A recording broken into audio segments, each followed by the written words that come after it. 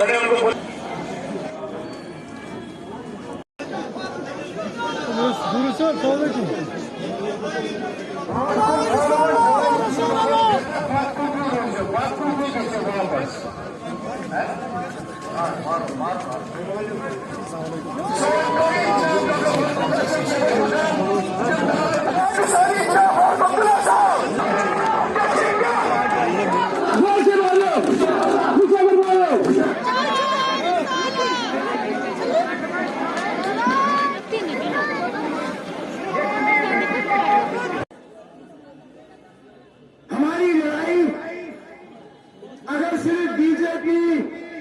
उनकी B team, सी team, D team, ई team, पता नहीं कितने टीम, अगर हमारी लड़ाई उनके साथ ही सिर्फ होती तो शायद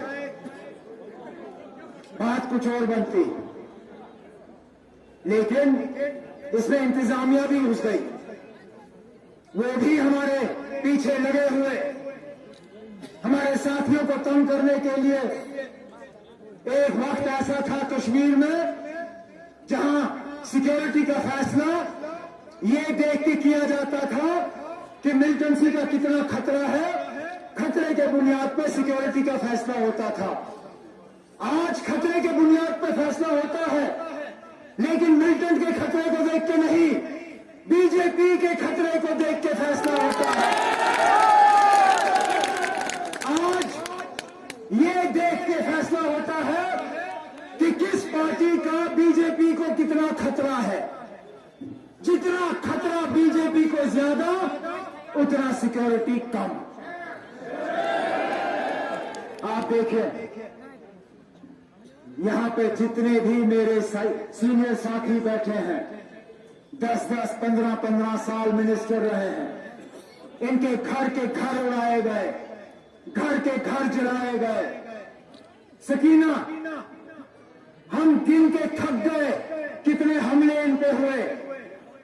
आज आपको इनके पीएसओ गिनना मुश्किल पड़ेगा, लेकिन इनके मुकाबले में जो है, जो इंतजामिया के करीब है, जिनका बीजेपी के साथ अच्छा खासा ताल्लुक है, आगे भी 10 गाड़ियां, पीछे भी 10 गाड़ियां, घर के इर्द गिर्द पुलिस वाले, सारा कुछ उनके लिए।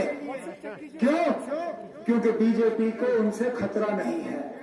बीजेपी को इन लोगों से खतरा है, लेकिन हम डरने वाले लोग नहीं हैं। जिनका साथ अल्लाह ताला, जिनके साथ यहां का आवाम, जिनके इरादे पुख्ता, जिनकी नीयत साफ, जो लोगों को आज धोखे में नहीं रख रहे, उनको किसी बात की डर की जरूरत नहीं है। हमें कहा जाता है कि 370 पे आप लोग धोखा दे रहे हो ना।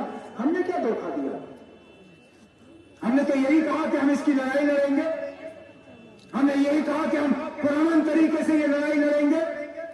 हमने यही कहा कि आईन के तहत हम ये लड़ाई लड़ेंगे, कानून के तहत ये लड़ाई लड़ेंगे। ये लोग चाहते थे कि हम माहौल बिगाड़ें, ये लोग चाहते थे कि हम किसी तरह यहां हालात खराब करें ताकि इनको कोई बहाना मिले हमें और टारगेट करने का। लेकिन हमने कहा नहीं, हम होश खोएंगे नहीं, हम सही तरीके से ये लड़ाई लड़ेंगे और इंशाअल्लाह मेरा दिल ये कहता है कि हम इस लड़ाई में कामयाब होकर ही रहेंगे। हम घुटनों पर नहीं उतरेंगे, हम भीख नहीं मांगेंगे। न हमें सिक्योरिटी की भीख मांगनी है, न हमें बंगले की भीख मांगनी है, न हमें गाड़ी की भीख मांगनी है, न हमें किसी और चीज की भीख मांगनी है।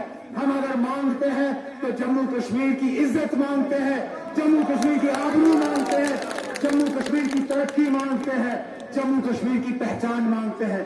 इंशाअल्लाह वो दिन दूर नहीं है जब इस लड़ाई में भी हम कामयाब होकर अपने आप को यहां लोगों के सामने पेश करेंगे। लोग समझते थे कि 370 जो है वो सिर्फ कश्मीर के मुसलमानों के लिए है, मगर आज जम्मू के लोग भी ये समझने लगे हैं कि 370 उनके लिए सबसे बेहतरीन चीज थी। 35 से उनके लिए सबसे बेहतरीन चीज थी। क्यों? क्योंकि उन्होंने देखा आज उनके बच्चे जो हैं उनको बच्चों को नौकरियां नहीं है, बाहर से आ रहे हैं। आज आप देखिए आपके दफ्तरों में कौन है, डीसी बाहर का, एसपी बाहर का, आपके सेक्रेटरी सारे बाहर के। क्या हमारे लोग जम्मू कश्मीर के, हमारे जम्मू कश्मीर के लोग इतने बेकार लोग हैं, इतने पढ़े लिखे नहीं हैं, कि इस काबिल नहीं है कि वो ये काम कर सके?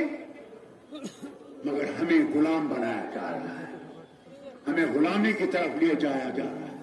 मगर ये गुलामी नहीं रहेगी, इंशाअल्लाह इस गुलामी का जनाजा एक दिन जरूर निकलेगा। अपने भाईचारे को कायम रखना है, हिंदू मुस्लिम सिख ईसाई बौद्ध इतिहाद को जिंदा रखना है। याद रखिएगा, ये हमारी सबसे बड़ी मजबूती है, ताकत है, इसको नहीं जाने देना। दूसरा, ये जो आज भी मुसीबतें डाल रहे हैं आप पे, हर तरफ से आपको कई तरीके से इन्हीं केसों में फैलाया जाता है, दूसरी चीजों में आपको डाला जाता है, पुलिस थाने में बुलाया जाता है, आपसे कहा जाता है तुम इसमें जिम्मेदार हो, आपके बच्चों पर जुल्म किया जा रहा है। मैं इनसे कहना चाहता हूं, बंद करो ये जुल्म। कहीं ऐसा न हो कि ऐसा जलजला आ जाए कि उस जलजले को तुम बर्दाश्त नहीं कर सकोगे। बड़ी गलती की, जबकि पंचायत के इलेक्शन आए पर हमने बाइकआउट किया। याद रखिएगा, आज से कोई भी इलेक्शन आए हमने बाइकआउट नहीं करना है, बल्कि हमने उसको जीतना है। उमर साहब कहते हैं मैं इलेक्शन नहीं लड़ूंगा, इलेक्शन लड़ना है, लड़ना है। और मैं सदर होकर आपसे कहता हूं, लड़ना है, क्योंकि अगर हमने इनका मुकाबला करना है तो हमने सबने खड़े होना और मैदान में आना है और मैदान में आके इनको हराना है। आज मैं फौज से कहना चाहता हूं, खबरदार, आप इलेक्शन में कोई ऐसा काम न करिएगा, ऐसा काम नहीं करिएगा। आपको भेजना होता है, लोग जिसको वोट दें उसको देने दीजिए, आप उसमें इंटरफेरेंस नहीं करिएगा। हुकूमत से भी कहता हूं, खबरदार रहिएगा, नहीं तो वो तूफान आएगा जिस तूफान को आप फिर कंट्रोल नहीं कर सकते। हम जान देने के तैयार हो जाएंगे, याद रखिए। फारूक अब्दुल्ला पहला होगा जो उसके खिलाफ एजुकेशन